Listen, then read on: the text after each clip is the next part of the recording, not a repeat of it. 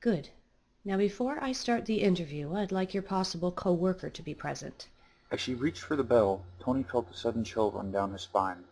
No need to call, miss. I'm already here. A voice said behind him with a French accent. As Tony turned, he saw the stranger, who stepped out of the shadows into the lamplight slowly, methodically. He wore a simple suit that was perfectly measured and without flaw, no loose threads, tears, or stains.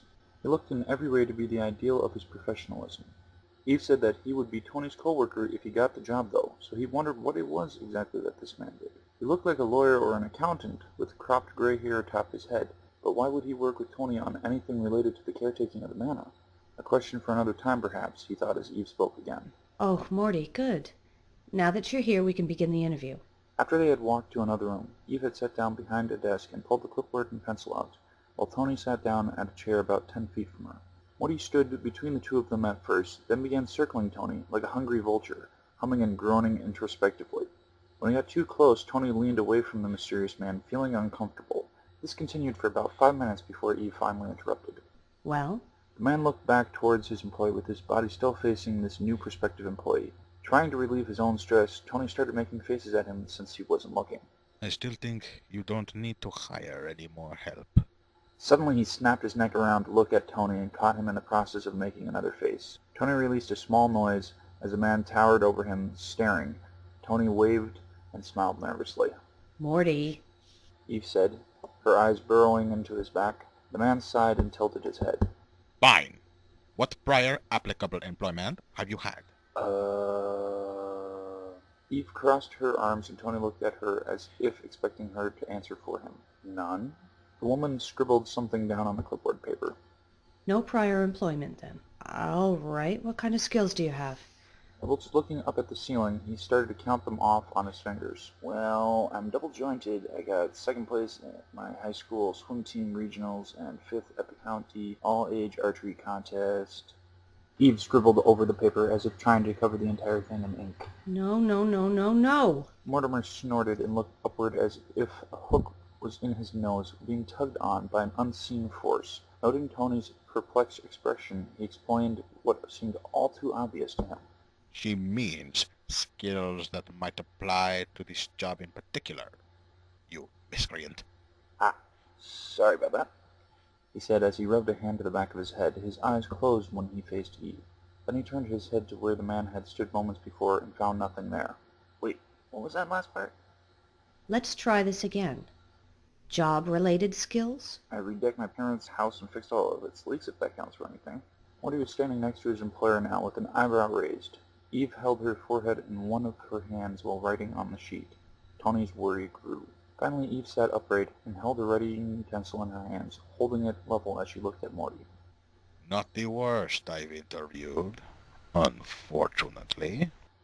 Any questions? What are your standards? Suddenly he felt a shiver run down his spine again.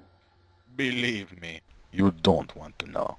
Even as he turned to look, the man disappeared again. Looking back at Eve, both his and her face showed their confusion.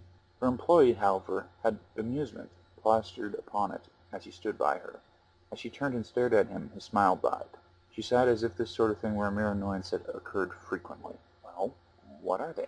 She took in a deep breath, and he knew he had made a mistake. After 5 minutes, she stopped and gave him a pleasant smile before adding, And I may or may not add more to that at any time. Morty crossed his arms and smirked. I warned you. Putting a hand underneath his chin, Tony mentally shook off his discouragement and ignored him. Is that all for now, though? Yes. He scratched the top of his head as he thought for a moment. The supplies I need to do all of that won't come out of my paychecks, right? Correct. Feeling a slight glimmer of hope, he crossed his arms, mockingly nearing the older gentleman, and grinned. All right, I can do that.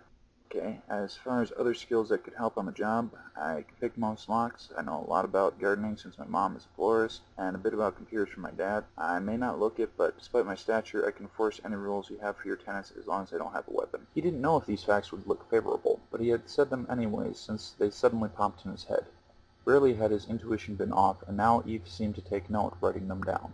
Sounds good so far. What do you think, Morty? The man's eyes were closed, but Tony swore he saw one of them twitch as he replied. As I've told you 1,000 times, Mistress Evelyn, my name is Mortimer, not Morty. Eve stopped writing and set down her pencil. I know that, but Morty sounds less dorkish.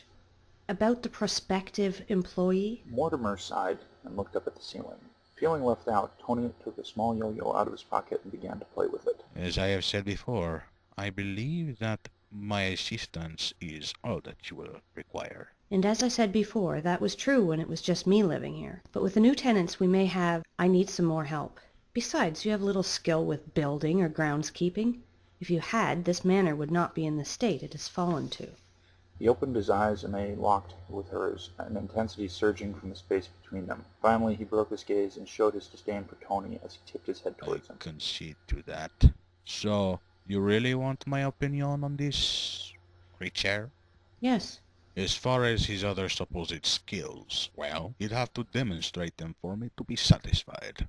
Smiling, he replied, "When and where?" As soon as the words left his mouth, however, the yo-yo wrapped around his chair, and when he tried to move, he fell backwards. Despite all of this, I'm surprised that he hasn't accidentally killed himself yet. Mortimer said as one of Tony's hands rose from the mess covered in string. "'Tis only a flesh wound." With his insane toy, for instance. A moment later, he was standing and looked over at Eve. "So how much sway does his opinion have?" Quite a bit, actually. He's worked for me and my family for quite a while. Mortimer appeared to be confused about Tony's sudden escape from his string trap, and Tony mentally filed it as a small victory. "So I need to impress both of you." You need to impress me first. But I do look to him for advice before I make my decision. As she looked up at him, Mortimer crossed his arms and stared haughtily at the young man before him. Go ahead, impress me. "All right, Morty, what do you want?" Tony responded and noted that the man's eye twitched again. He leaned over to his mistress's ear and whispered something into it as she listened. As he rose again, he rubbed his hands together in a most sinister way. His glee died, however, as she answered. No, absolutely not. Fine, defeat me. He said with a sigh. "You challenge me, I can choose a contest." The older man put his arms up in a modest shrugging apathy. It matters not. Anything you can do, I can do better. Instantly an impulse came to Tony, and a grin spread across his face like an infection. He started to wave an index finger back and forth and sang, "I can do anything better than you." Turning to look at Eve, however, he felt like he had swallowed a frog. Neither Eve nor Mortimer were amused. "Anyway, you have to outswim me. Eve, didn't you say there was a pool around here that would..." A smirk escaped from Eve's mouth as she looked up at the reigning champion. Mortimer pulled on his collar lightly and looked like he was sweating. Yes, I did. There's a 25-meter pool on this floor. You can use that. Wait, Mortimer's face was down in defeat, one arm slightly in the air in surrender. I can't swim. Tony laughed lightly as Eve tried to hold in a giggle. "Then I guess I win by default, don't I?" Mortimer's face twitched and one of his hands shook as he tried to restrain his anger. Finally he calmed down and responded. I suppose so, but I request that you choose a different challenge.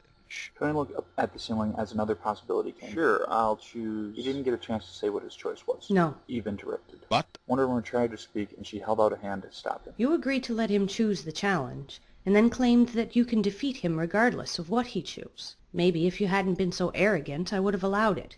But he's defeated you. as you wish, mistress. Now that he's fulfilled his challenge, what is your final analysis? She asked as she began writing again. To be quite honest, He asked as he looked at Tony with his nose in the air. I find him absolutely detestable. Eve grinned with inhibition. Good. Standing up, Eve walked closer towards Tony, arm extended. Mortimer looked slightly miffed. Congratulations, Tony, you're hired. "Really?" Tony asked in utter shock as he stood and shook her hand. Yes. Now I'll give you the day to tour the mansion to decide which empty room will be yours.